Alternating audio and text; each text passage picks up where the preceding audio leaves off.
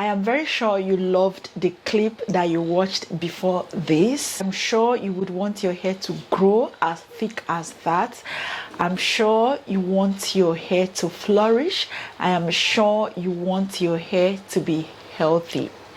Now, these are the things that you should start doing or you should stop doing if you want your hair to grow thick and lush, just like what you just finished watching. So sorry if you're hearing anything from the background. Please forgive me. I hope this mic would be able to cancel all noise. My first point is over manipulation. If you want your hair to grow thick, you know that you should avoid over manipulation. If you're the type that is always combing your hair, if you're wearing your hair loose, just like what you just washed, you are not expected to be over manipulating your hair. Every time you're combing your hair, you want to go out, you carry comb, you comb your hair, just so your hair can be lush, straightened, and all that. You don't need that. Over manipulation causes you to shed a lot of hair, because the more you shed hair, the more your hair volume is reducing. So you don't want that for your hair. So avoid over manipulation. Every time you want to go out, you're combing your hair. Why? Because it's not in protective style or because it is loose. So you should avoid over manipulation. If you really want your hair to be thick, avoid over manipulation. Number 2, too much combing on wash days. Now, this is what a lot of people do. On wash day, they want to wash tomorrow, for instance. They will pre-put their hair today. It is normal. It is okay for you to pre-put your hair. But we are trying to minimize shedding and breakage so that you can have enough hair on your head to be called voluminous hair, isn't it? Now you want to shampoo your hair tomorrow, you're pre-pooing, you want to comb your hair. Now there is this trend on Twitter that people would carry brushes, you know, those detangling brushes.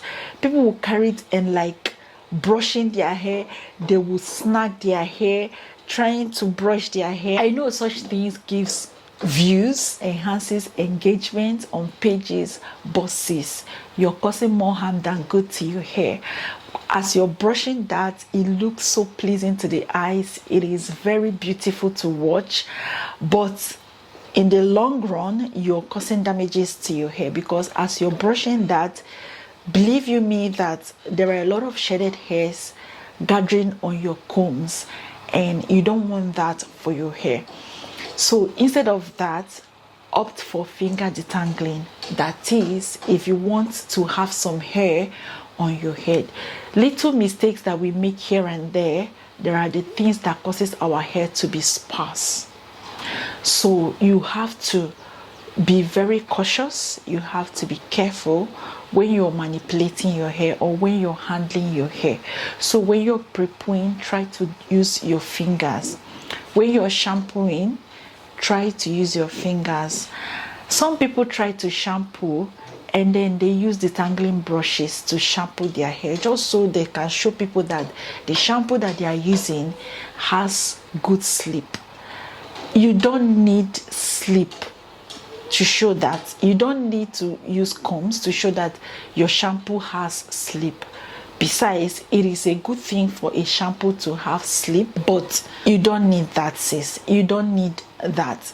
Where you should divert all those slip to is on your deep conditioners.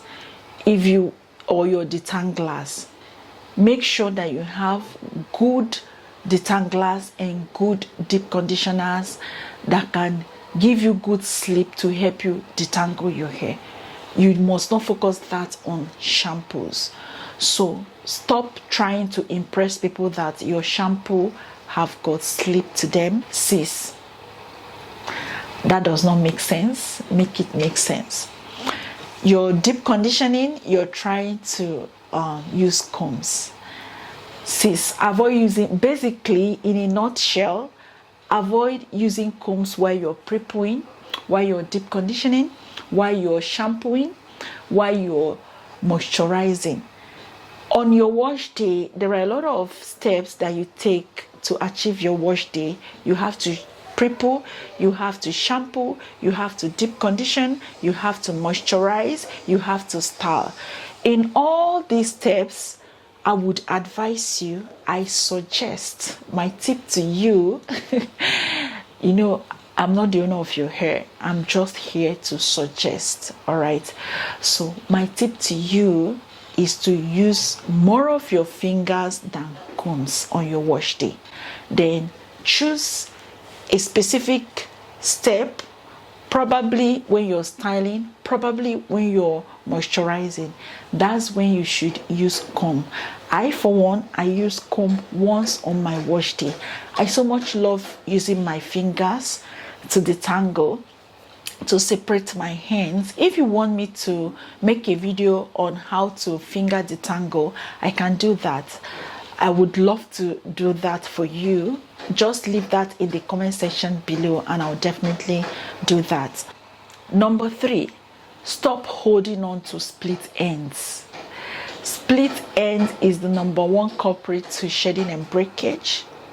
Stop holding on to your split ends. Now, split ends on your tips, hair tips, can appear to be like this. 2 hairs not equal on your tips, or nothing on your tips. Those are your split ends. That is what we call split ends. When you see that on your ends, try to chop it off.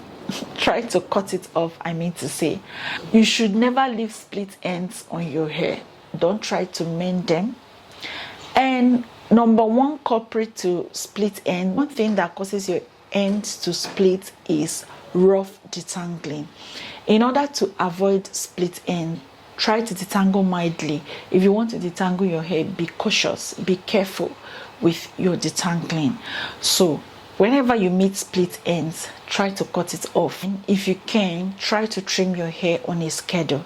At least 6 months. Every 6 months, try to trim your hair. It will help you to grow healthy hair.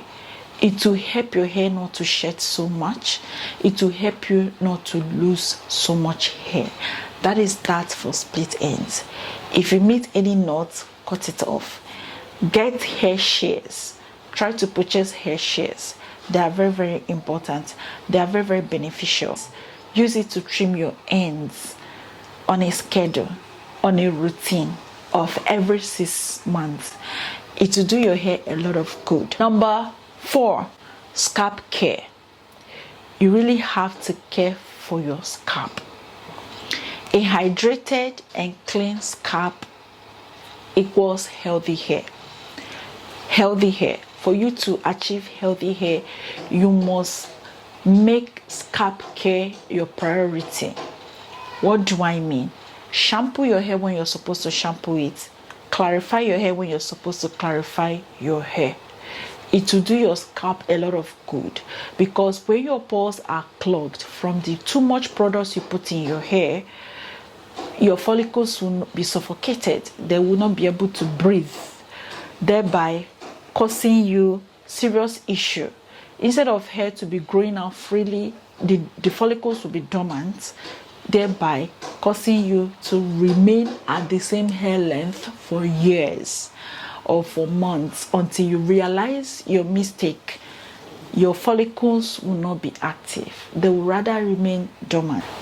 Try to clarify your hair when you should. Clarify your hair. It will do your scalp a lot of good. The last but not the least, try to massage your scalp. I massage my scalp every day. I oil my scalp every day. Maybe I should do a video on how I should do a video on how I care for my hair. Maybe my weekly routine on how I take care of my hair. I think I should share that video with you guys. So try to always massage your scalp. It helps your hair to be thick. It helps blood flow around your scalp, thereby enhancing more growth. So try to massage your scalp. Thank you so much for watching today's video. I'm so sorry for the noise you're hearing in the background. Hope this mic cancels that. So try to that's all for today's video. Thank you so much for watching. Please remember to give me a thumbs up, subscribe to this channel, share. Ensure you share this video. Don't just watch and then hoard it. Try to share. Be liberal, okay? Be generous. Try to share. I'll see you on my next one shortly. Bye.